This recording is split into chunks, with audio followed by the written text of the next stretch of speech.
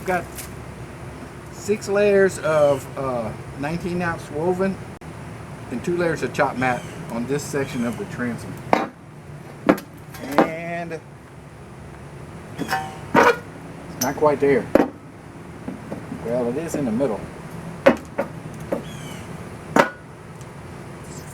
And I'll maybe put a couple more tomorrow, and then I'll work this section up and overlap the top, and then I can sand and fair the transom. So now I'm going to start building layers up here and going over the top. And I think if I go over the top when I do the back side, I would just go over it again, because it doesn't really matter how thick the top is. And I really don't know what I'm going to do on the inside of the transom yet, so we'll burn that bridge when I cross it. But for now, I'm just going to start building up glass. I'll probably do 4 layers, let it cure, sand the bumps, and do 4 more. That's how I've been doing it, and it's working okay for me. So time to get going. So right now I've got 8 layers of glass on the little bottom square part, or rectangular part, and 7 layers across the top. And I'm calling it good. I'm going to seal it all with epoxy, and then start the fairing process with epoxy filler. So this is just straight epoxy paint. It cures really hard. It's easy to sand, and it sets off the laminating resin, so that if I do need to sand through the paint, the resin will be fully cured and it'll be sandable. Because right now it's difficult to sand because it doesn't cure really hard and it tends to gum up sandpaper. But this top coating with epoxy paint takes care of that. Yesterday I did the first skim coat of epoxy on the transom, and this morning I got up and it was still kind of soft, and I went, oh my god, this is going to be a huge mess if I got to take this off. But it was just cool last night. Today the sun came up and shined on it for a little while, and now it's really hard. Can't scratch it with a fingernail. Time to get the sander out and kind of knock this stuff down level. So I did some rough sanding on my first rough coat of filler. This is a little tricky because I don't have a straight edge to go by up top. So I go side to side from the existing glass, and I can cantilever up a little bit from the bottom to get it straight, but it's still a little tricky. So the top half just needs to look good. There's no right or wrong on the top half, but that bottom area where the engine pod bracket's going to bolt to it, it needs to be very flat, left and right and top to bottom, because that bracket is a very rigid structure, and I don't want to put the bracket on there and then torque down the bolts and be moving the transom or putting the transom in a stressed position. I want them to fit up nicely, so when I tighten up the bolts, it'll suck up tight without torquing anything out of shape.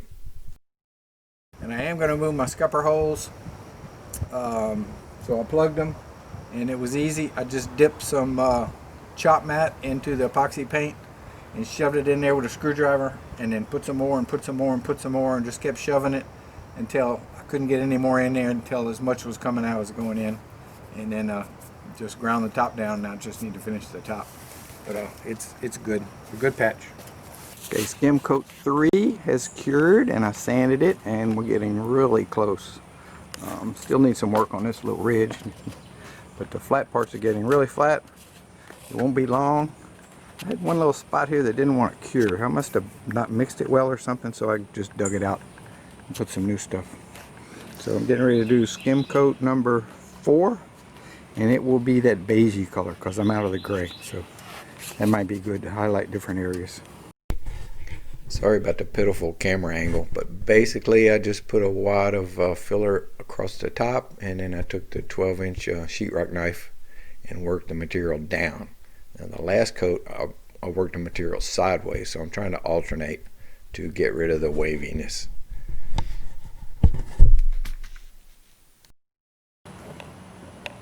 On the transom, I got this break between the top part and the bottom part, and it's not a hard line, it's kind of wavy.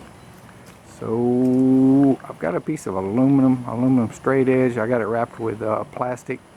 I'm going to try to mount it up there some kind of way and use it as a screed, so I can get at least 1/2 of it straight, and then when the epoxy dries I can use that straight edge to get the other edge straight.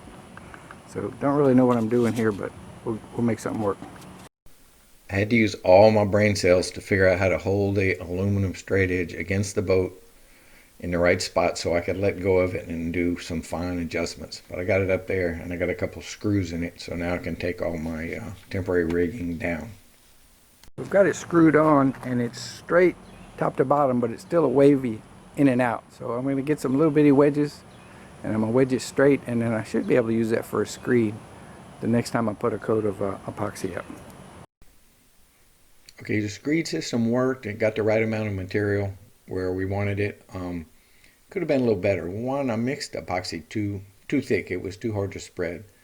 And two, my little aluminum straight edge that I had cut a notch in the bottom to match that screed, it didn't want to pull smoothly across the top of that packing tape that I was protecting the aluminum straight edge with. It kept wanting to jump, which meant the finished epoxy kind of is a little rougher than it could have been, but it's there and it's in the right place and it's the right amount. So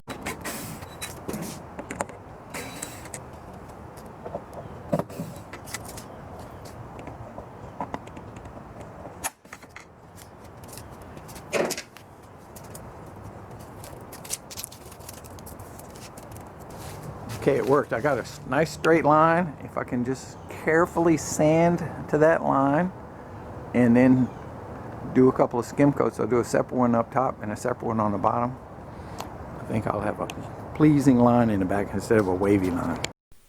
So I did a little bit of light sanding, and I'm doing another skim coat on the top section. What I want is a nice flat surface up there and a good bottom edge, so when I skim for the bottom half I have a good line to go by. This time I mixed the fairing compound with the right consistency so it's smooth on there real nice. It's like basically like floating sheetrock.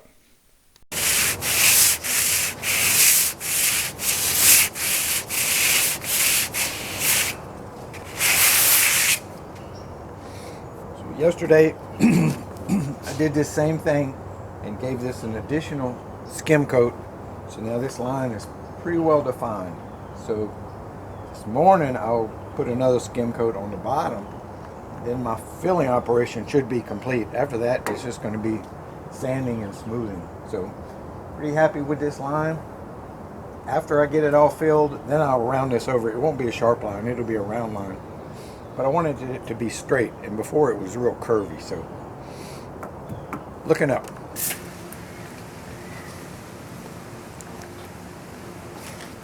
Ooh, it's a little wet.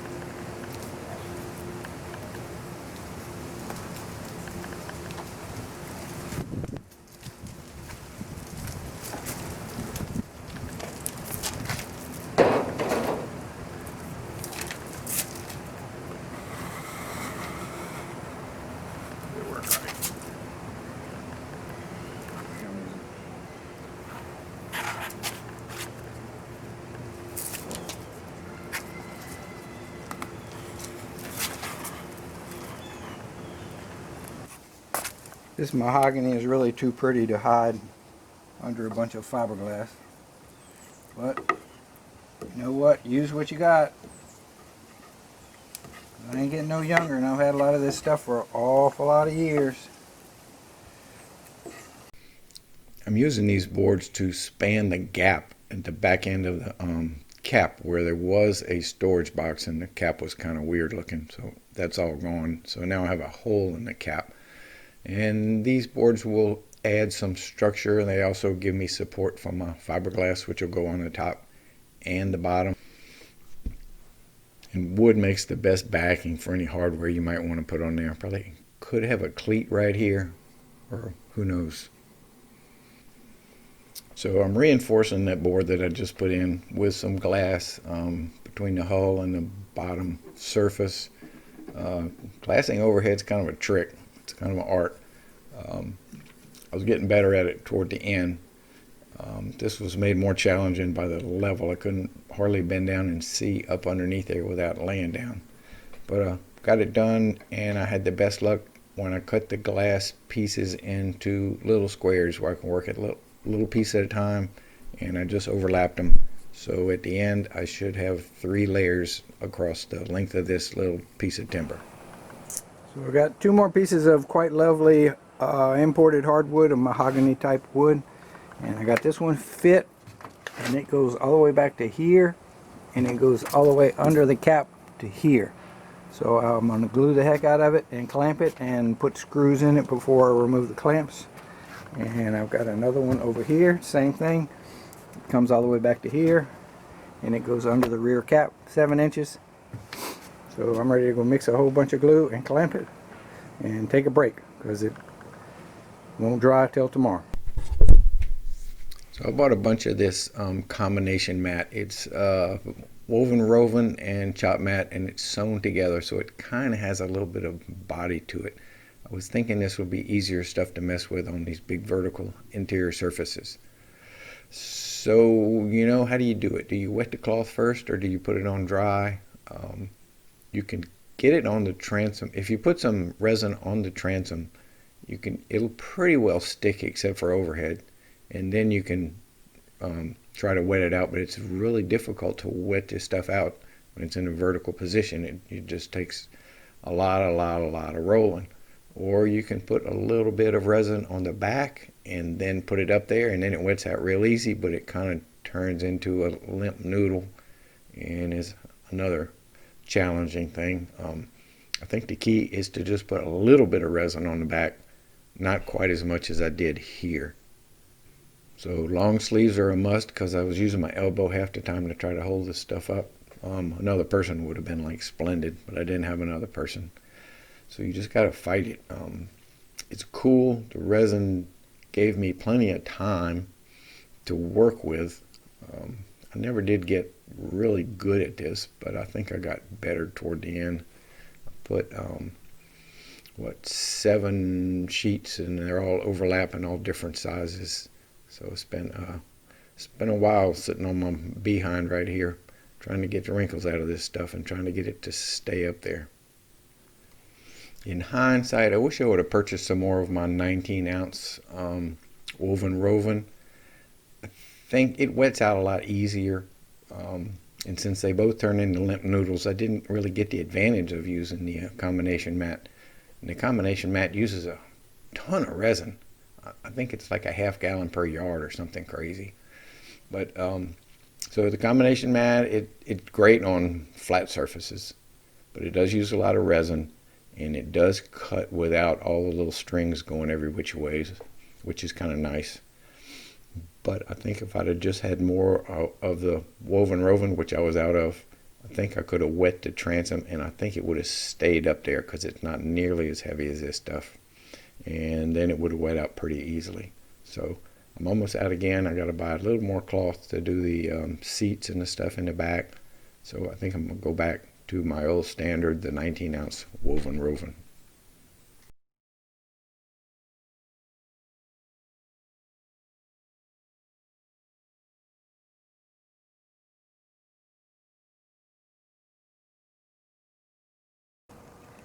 I made a little quickie transom brace template, and I can get 2 of them out of my last piece of mahogany that's in the attic.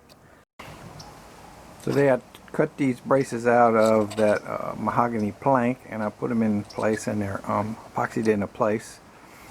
So that white mesh you see down there is just epoxy fairing material to smooth it out. Make sure our cloth lays out good. So right now I'm going to put a fillet in the corners, and tomorrow I should be able to cloth this in place. Okay, I just used up the rest of my resin that I have on hand, and I glassed in this brace and this little knee, and the same on the other side. I also put a little glass in this corner because this plywood doesn't have glass on it, and I want to put this little piece in here, but I don't want to cover plywood that's not glass, so I'll put a little piece of glass there. I just put some resin on where I have this ground out just to protect it from rain, and went pretty well. Fairly easy because I could sit down and do it instead of bending over like I've been doing for so long. But I have exactly 1/2 of a ½ gallon of resin left. So do I buy 5 more gallons or 10 more gallons? I'd hate to buy 5 and have to drive back to New Orleans to get 5 more. I hate to buy 10 and have a 5-gallon bucket go bad on me, because it does not keep. Even if you don't put the hardener in, it still gets hard. Okay, this morning I finished glassing the last of the deck, and I put 2 more tabs between the transom and that ceiling, because when I was laying the big sheet, some of them didn't go all the way up, so I just wanted to make sure I had enough tabbing up underneath the overhang. I don't know if yeah, so I did the tabbing under the overhang.